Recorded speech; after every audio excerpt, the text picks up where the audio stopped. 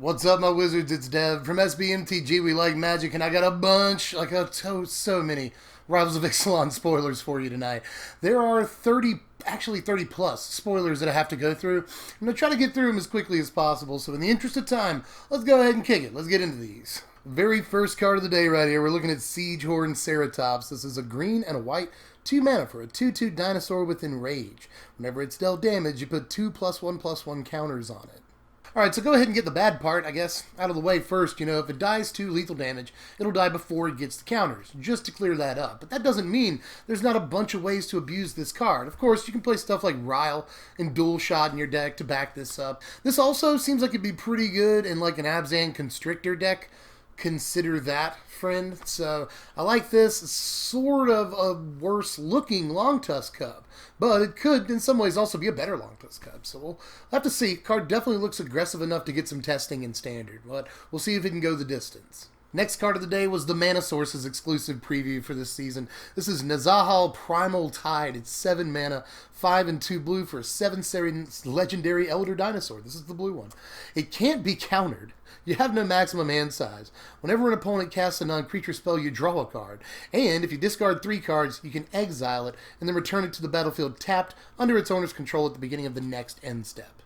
Whew, it's a lot of text. Card does a lot of stuff. This is essentially one of those control finishers that's good against other control decks. You know, it's a good control mirror finisher.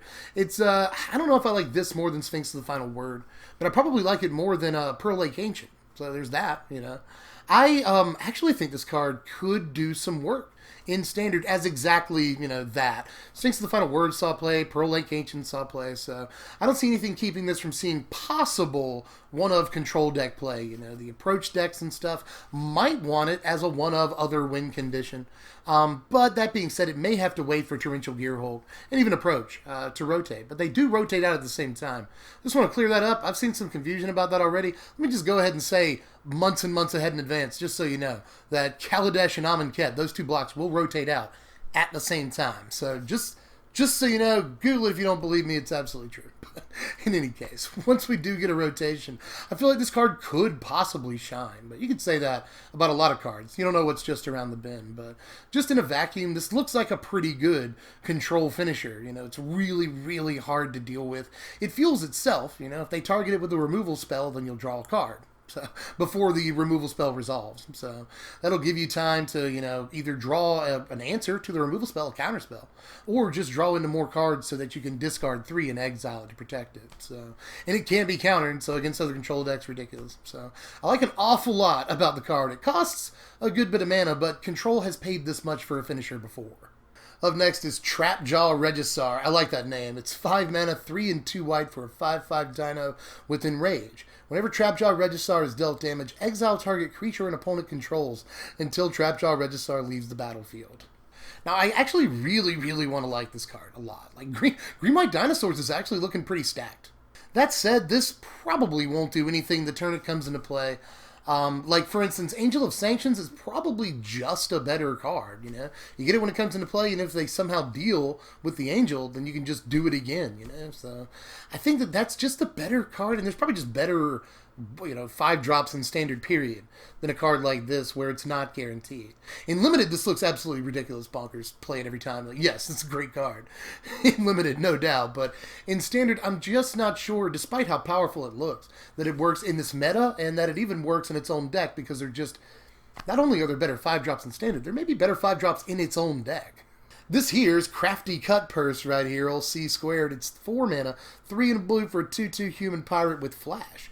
When Crafty Cutpurse enters the battlefield, each token that would be created under an opponent's control this turn is created under your control instead. Looks pretty silly, but it's actually kind of hot tech, you know? Against, like, the Scarab God, this looks pretty decent, at least, you know? Also seems okay, I guess, against Godpharaoh's Gift. There's things. The Anointed Procession deck, you could at least, like, fizzle a turn for them with a card like this. There's definitely implications, but it looks like a strictly sideboard piece. Either for I was going to say for pirates, but also just for control decks. You know, they get a 2/2 Bobby with flash, and a great response to a Scarab God trigger or something. You know, I actually really like this card an awful lot. But let's be realistic. I don't think it's going into main deck anytime soon. It really depends on the meta. You know, if literally every deck in the meta is playing the Scarab God or Anointed Procession, then maybe. But I don't see that happening anytime soon. So, the card definitely looks relegated to sideboards, but I'm okay with that. The card's awesome. Check out DFP though, Direfleet Poisoner, 2 mana, 1 and a black for a 2/2 human pirate with flash and death touch. And when it enters the battlefield, target attacking pirate you control gets +1/+1 and gains death touch until end of turn. So let me just say, that third line of text is not even super important. It's just another mode on the card. It allows you to use the card more offensively, which is really good too, you know? I think that ultimately this card is just great. I don't see a single thing I don't like about this card. This is an instant speed removal spell on a body.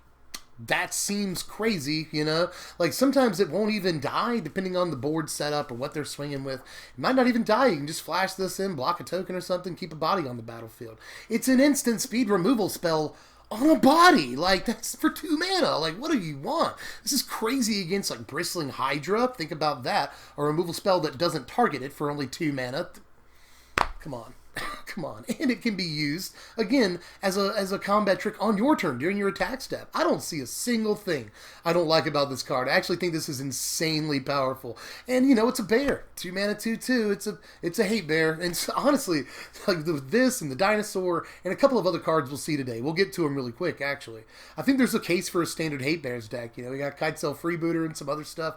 We could totally make this happen. And I think this is a big part of that. Again, my initial inclination when evaluating this card is like, if you're in black, why would you not want this? So, really like this card, and I hope it goes places. Up next is Silver Armored Ferocidon, Saf. It's 7 mana, 5, a red, and a red for a 8/5 dinosaur. That's huge. And it has Enrage. Whenever Silver Armored Ferocidon is dealt damage, each opponent sacrifices a permanent. I'll be honest with you, it's probably destined for the bargain bin, but that's not going to keep me from liking it, you know. It's an 8-power dinosaur that makes him sacrifice permanents, you know. That just seems pretty good. People are probably going to at least try to make it work in EDH, especially in the dinosaurs deck. We're seeing a lot of support for just the EDH dinosaurs deck, and I've seen people pretty excited about that. So, Night Dinosaurs, not only did you get a lot of, like, huge, awesome stuff this spoiler season, but you also got another crazy commander that we'll get to a little bit later. But this deck, or this card, might be a big part of that deck. Outside of that, I'm not really seeing much play, except for, like, casual players, you know. Again, making him sacrifice permanent whenever it's dealt damage is pretty stupid. And you can get multiple enrage triggers on it in a turn if you want to, because, like, it's got 5 toughness. It's probably not going anywhere if you just deal a damage or 2 at a time to it. So this could definitely snowball out of control pretty quickly. And if you give it indestructible and have, like, a never-ending damage outlet of some kind, it just seems like it could get out of hand. So have fun with it. Brew around with it, Commander players, because it's for you. But here's a card I'm interested in. This is Direfleet Daredevil. It's 2 mana, 1 and a red for a 2/1 human pirate with first strike. And when it enters the battlefield, get a load of this, exile target instant or sorcery from an opponent's graveyard. You can cast that card this turn, and you may spend mana as though it were mana of any color to cast it. If that card would be put into a graveyard this turn, exile it instead. So a lot of people have had a lot of different evaluations of this so far. Some people are calling it Crapcaster. Some people are calling it Fapcaster. Can I say that? Either way, I like the card, but it's definitely not Snapcaster Mage, because it's missing a really important word, Flash. So, yeah, Flash would make this unbelievable. It's replaced with First Strike, mostly to heap value onto the card, like to really push the card, like, hey, play this, you know, 2 mana, 2/1 in red is at least okay with First Strike, that's fine.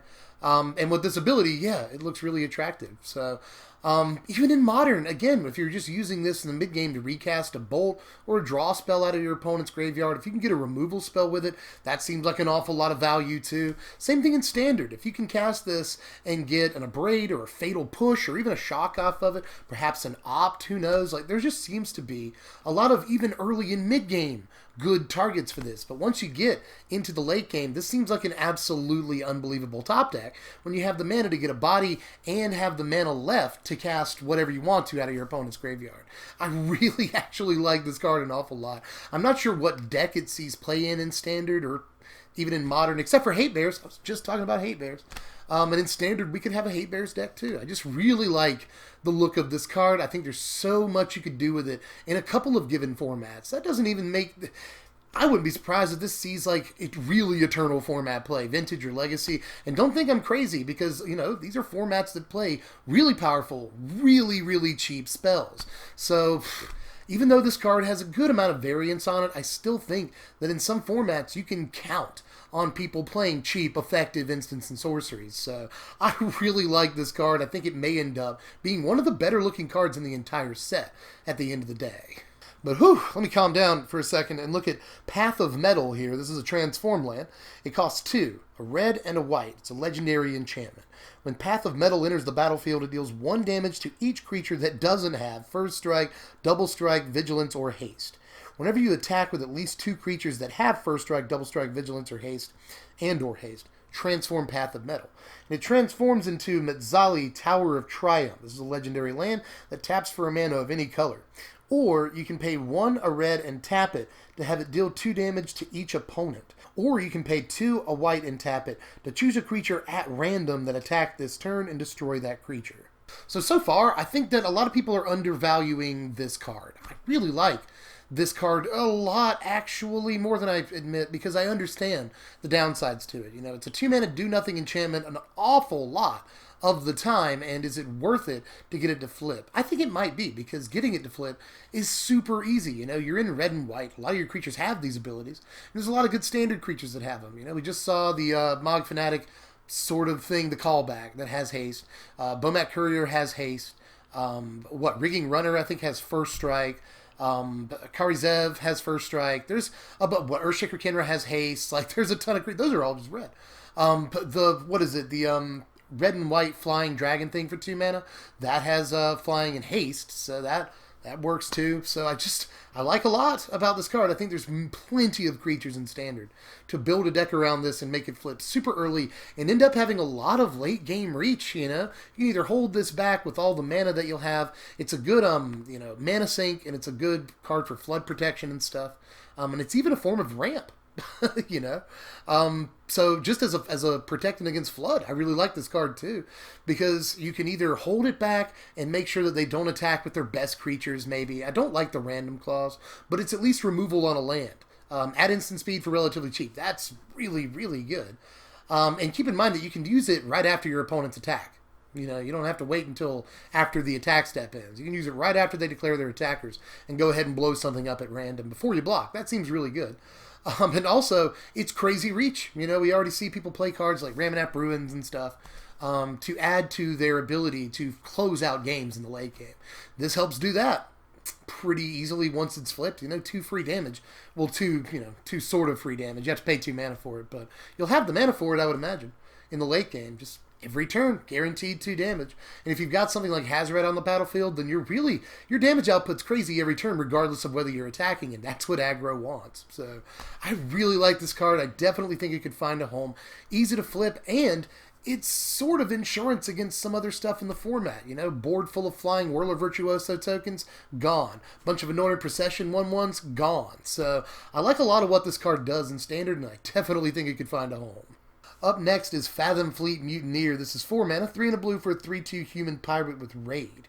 When Fathom Fleet Mutineer enters the battlefield, if you attacked with a creature this turn, you may return target creature to its owner's hand. Now, honestly, this is kind of a bit of a come down after the last couple of cards, but this is just a decent card for draft. You know, draft or sealed for that matter.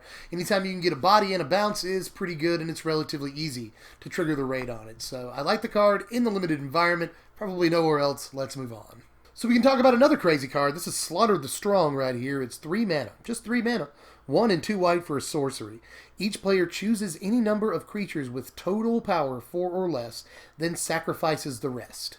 Now, initially I saw a lot of people confused about how this card works, so if this is the first time you're seeing it, then thank you for waiting all day to watch my spoiler video. You don't have to do that. But in case this is the first time you're seeing it, just to clear things up, total power 4 or less, which means they can keep 4 1/1s, or they can keep 1 4/4. They can't keep anything above 4 power. They can keep a 2/2 and a 2/2 if they want to, but essentially total power 4, and then the rest are gone. So I think this card looks really actually quite good. The thing about sweepers though is that for a 3-mana sweeper, you want it to essentially kill everything that they played for the first 3-4 turns of the game. This probably doesn't do that, and that's not good. But against mid-range decks, the card looks really powerful to me.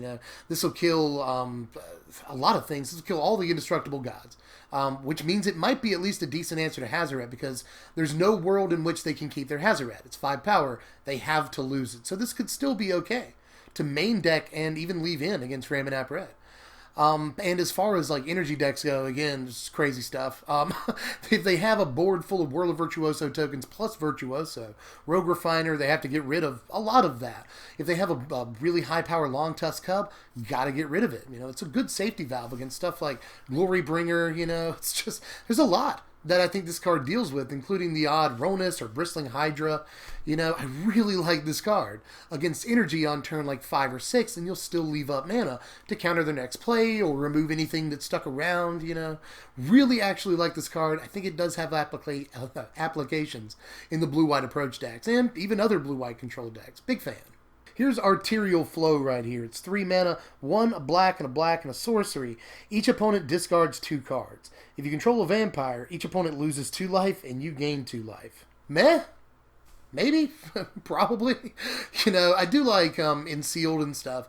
I like cards like this, like Mind Rot, that make them discard 2 cards at the price of 1 card. I think that's okay. And if you have the tribal synergy going or whatever, then you get a drain out of it. I don't think this is terrible in Limited, but I don't think it's going any farther than that. Check out Deadeye Brawler right here. This is 2 a black and a blue for a 2/4 human pirate with Death Touch and Ascend. Whenever Deadeye Brawler deals combat damage to a player, if you have the City's Blessing, you draw a card. So I really like Thieving Magpie, but I don't want to work that hard for my Thieving Magpie. You know what I mean? But I guess the difference is they gave it a little bit of extra power and toughness. They gave it Death Touch instead of flying. They definitely messed around with it. And it's pretty intimidating to swing in with it. Do I let him draw a card? Do I just let him kill my dude? And I like that it's a Death Touch creature with a high toughness. Those are really good in Limited. So Death Touch is good in Limited, period. So Death Touch with high toughness, fantastic. So overall in Limited, I grade the card pretty high, especially since Ascend seems really easy to get in Sealed, where games are going to go long anyway. So I like the card overall, but this is another one that I don't see going anywhere outside of Limited, but being pretty good in that environment. Here's Arch of Orazca right here. It's a land with Ascend. You can tap it for a colorless mana, or if you have the City's Blessing, you can pay 5 and tap it to draw a card. Commander staple? Probably, a lot of this set is Commander staples, but this really screams it at me, Just a land, taps for colorless, that seems fine. Who cares? It's just another land. And once you have Ascend, which doesn't seem super hard to get, especially in like slow play groups and stuff, which I think most EDH groups are relatively slow. So, but even then, if your deck is tuned to get Ascend in EDH, it seems super easy to get and really great, And even in Standard, I could see some decks wanting to play a one of this card to break stalemates and stuff. It seems really good if you got nothing else to do at the end of an opponent's turn. So, I could definitely see it being powerful enough to see some actual constructed format play. Yeah. Here's Azor's Gateway right here. It's 2 mana for a legendary artifact. You can pay 1 and tap it to draw a card, and then exile a card from your hand. If cards with 5 or more different converted mana cost are exiled with Azor's Gateway, you gain 5 life, untap it, and transform it. And then you get Sanctum of the Sun when it transforms. It's a legendary land that you can tap to, get this, add X mana of any one color to your mana pool, where X is your life total. This is another card that I've seen pretty subpar reactions to, and it is really easy to have meh reactions to these legendary lands, but this I really like. Any deck can play this card. It's just a 2 mana artifact that allows you to loot, essentially, for 1 mana. It seems very good. Am I wrong about that? Any deck can play it. It's only 2 mana to get into play. It aids artifact strategies and stuff like that. It's good for improvise and stuff if you're not going to loot with it. But for only 1 mana every turn, you can loot with it. And it does take forever to transform, but honestly, I think that it's really, really good while it's not transformed. Like, in its regular state, this looks like a pretty decent artifact in constructed formats. Yes, in EDH. Absolutely in EDH, but I'm talking about standard here. Specifically, this looks fantastic. Unless my evaluation skills are just way off today. This looks really good to me for just 2 mana, and it's only 1 mana to activate, yes. And once you do flip it, first of all, you gain 5 life, which seems decent, especially since it won't flip until really late in the game, most of the time. It won't flip till super late. So, you know, gaining 5 life may be beneficial at that late stage in the game.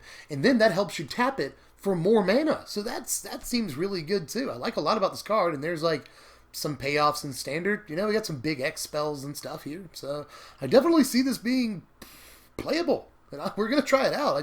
I think this might be a sleeper hit compared to, you know, I've seen a lot of like just kind of apathetic reactions to the card so far, and I don't get it. To me, the card looks all gas. Here's another card I like. This is Moment of Craving right here. It's 2 mana, 1 and a black for an instant. Target creature gets -2/-2 until end of turn, and you gain 2 life. Another instant speed 2 mana black removal spell. We've already seen one of these on a body today, and I really like that card, but that doesn't keep me from liking this card too. I'm not sure which one you'd rather play, or if you really even have to choose. You might just play both depending on the deck, but I can see a control deck playing this much more so than the other card. And, you know, an aggro-y deck playing the one on a body. But as far as for control, this seems like a really good tool against Ramanap Red. Obviously, you know, you can kill something and gain 2 life back at a really, really early stage in the game. Seems great against Earthshaker Kenra on the play. And even some of the 1-drops on the draw. This seems like a fantastic way to keep yourself in the game, buy yourself another turn, without having to play Essence Extraction and go, like, all in on black, you know. Big fan of this, too, you know. It's an instant speed 2 mana removal is good. Who would have thought? I like the card.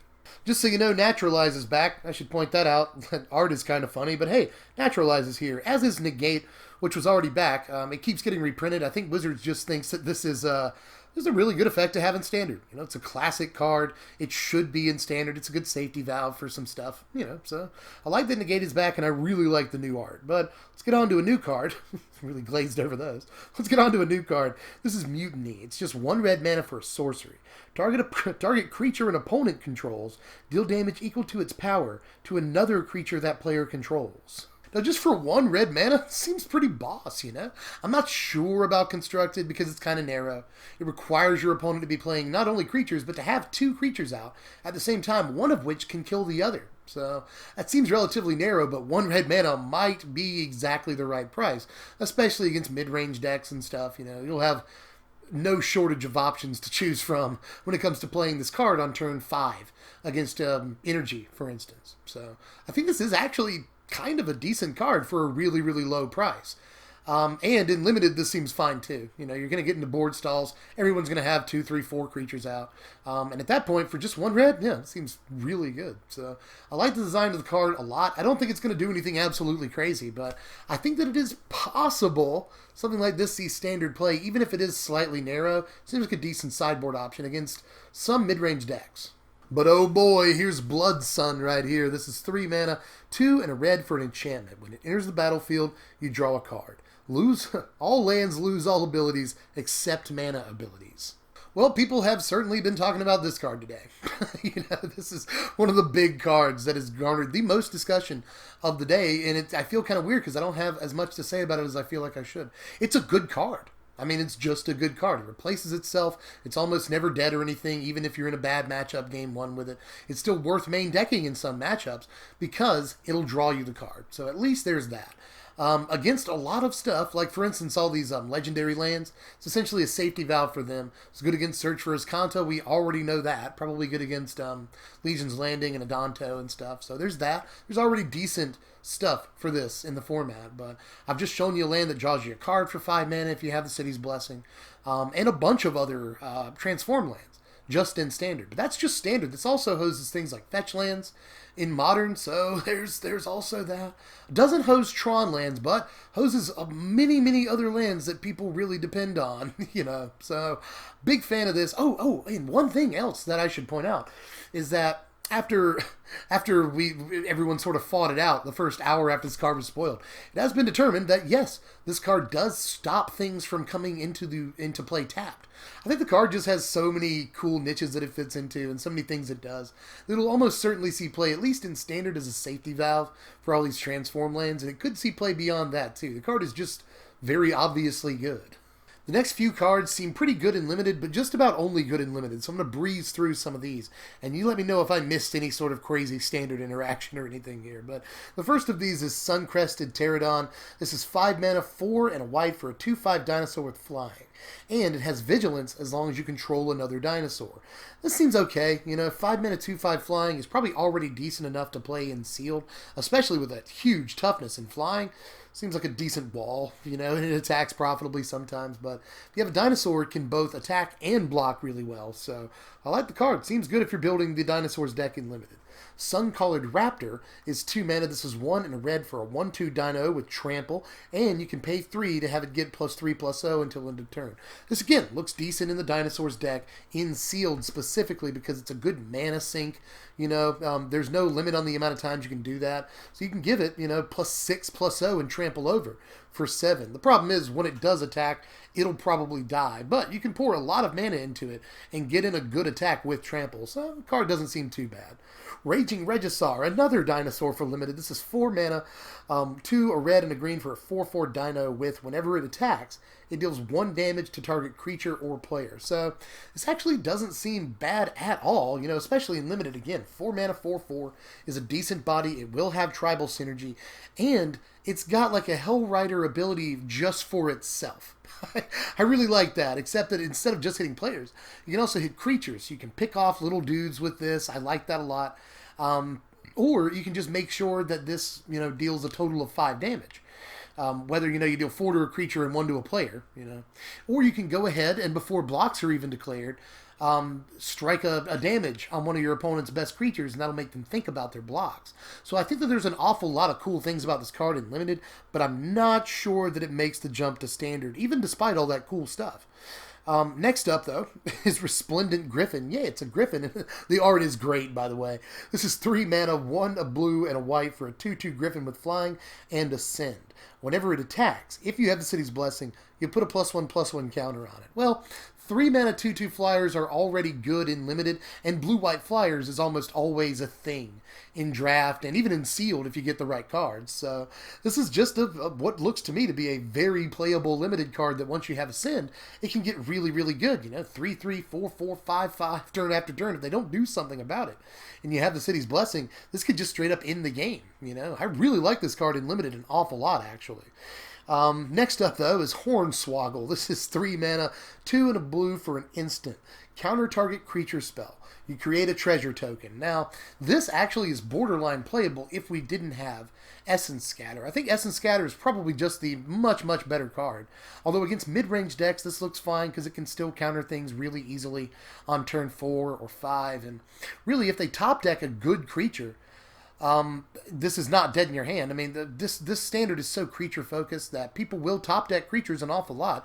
And if they top deck something on turn 9, they're going to want to play it. So this is almost never going to be completely dead, and creating a treasure seems fine. But creating a treasure doesn't seem near as good later on in the game either, where you already have all the mana you need. So I'm not 100% sure. This could see play over Essence Scatter in certain decks that are specifically looking to make treasures. And I will also say, by the way, that in like 3-color control decks, this doesn't seem too bad. I'm not sure that we're willing to pay 3 mana for Essence Scatter in 3-color control, especially since we have to counter. Like Long Tusk Cub, Glint-Sleeve Siphoner, Earthshaker Kenra. We have to have the ability to counter those creatures on the play. So I'm not sure that it's worth playing in 3-color control, but it would help fix our mana an awful lot in those decks. So there are some things I like about this card outside of just Limited play, but in Limited it does help you play 3 colors way, way easier, and it'll counter stuff well on into the game. I don't mind this in Limited at all. Up next here is Pitiless Plunderer. This is 4 mana, 3 and a black for a 1/4 human pirate. Whenever another creature you control dies, create a colorless treasure artifact token with blah blah blah. Well, this seems like it could be an engine right here, and I like that about it, but is it a little bit too costly? Probably, yes. But in like an aristocrat style deck, you can just sacrifice stuff and churn out treasures. So whether I like this or Ruthless Knave, which is definitely reminiscent of, I'm not sure. And you could definitely just play both in a deck, you know. Whenever you sacrifice something to Ruthless Knave, this will give you another treasure token. 3 essentially, which puts you at parity with the cost of using Ruthless Knave. So that seems decent too. I definitely think there's an engine shaping up here, but whether it's a budget deck or a real deck is hard to say, and I'm leaning towards budget. Check out Dinosaur Hunter right here. I love the art on this card so much. It's 2 mana, 1 and a black for a 2/2 human pirate looking like Rambo or Arnold in Predator.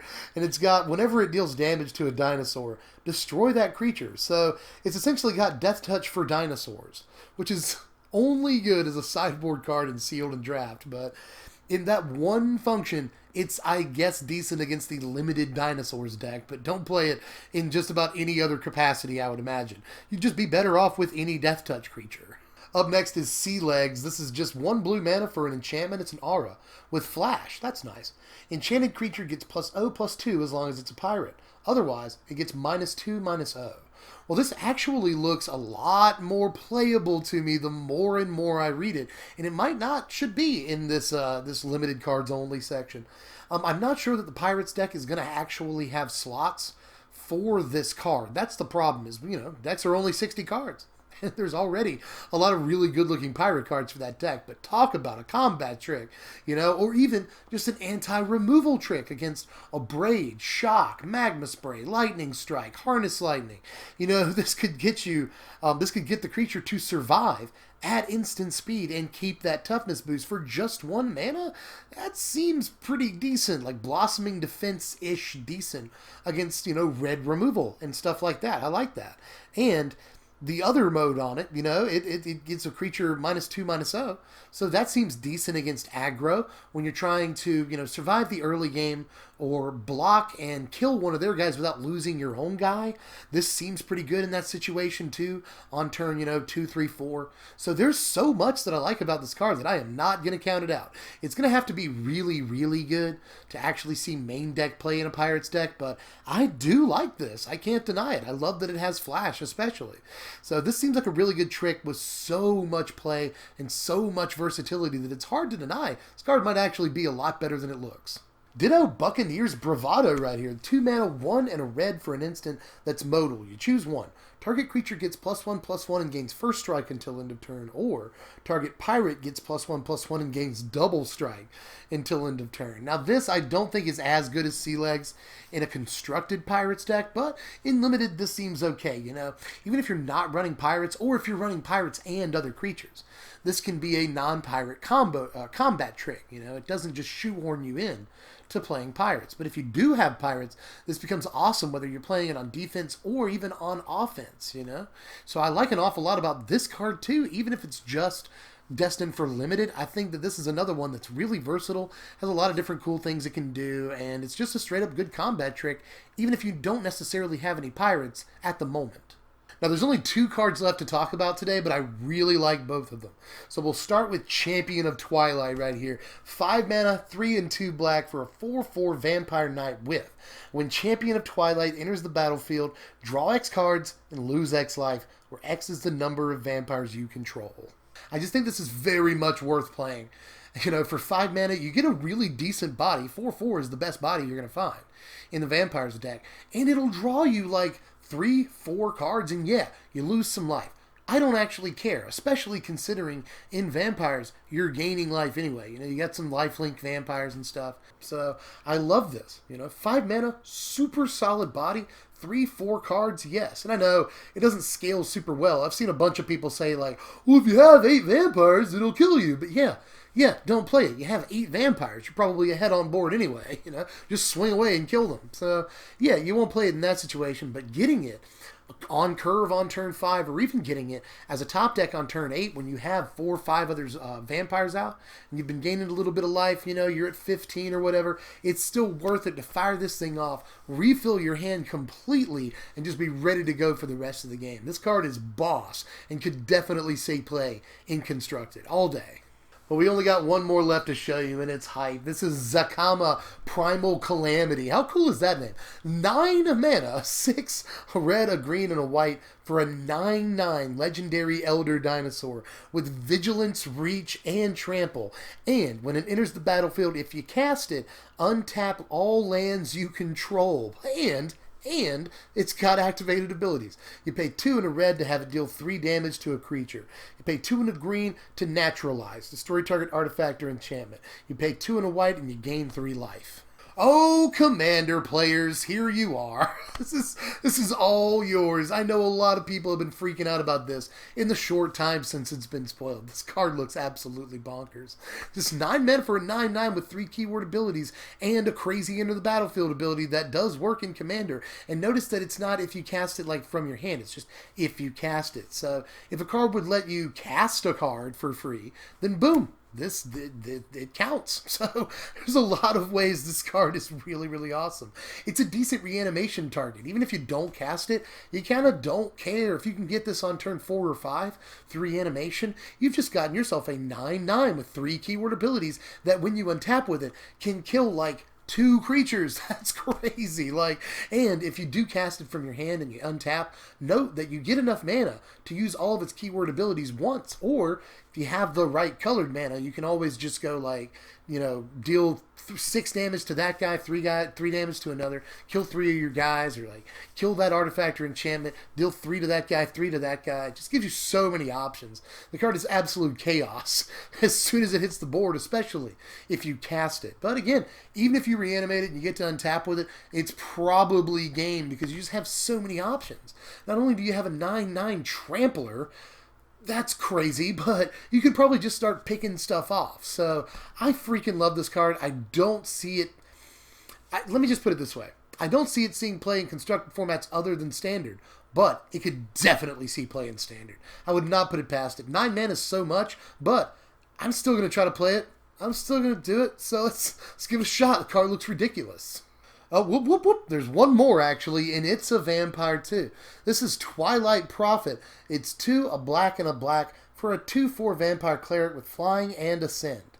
At the beginning of your upkeep, if you have the city's blessing, reveal the top card of your library and put it into your hand. Each opponent loses X life, and you gain X life, where X is that card's converted mana cost. I guess if you're grading it traditionally, it's 4 mana. It doesn't do anything the turn it comes into play, but it's at least a somewhat decent body. I mean, 4 mana 4/4 flyer is a decent body. I don't know about a 4 mana 2/4 flyer, but if you can get the city's blessing within a turn of playing this card, it seems okay. I don't want to go more than 1 upkeep without having its ability, and honestly, I don't want to not have the city's blessing at all.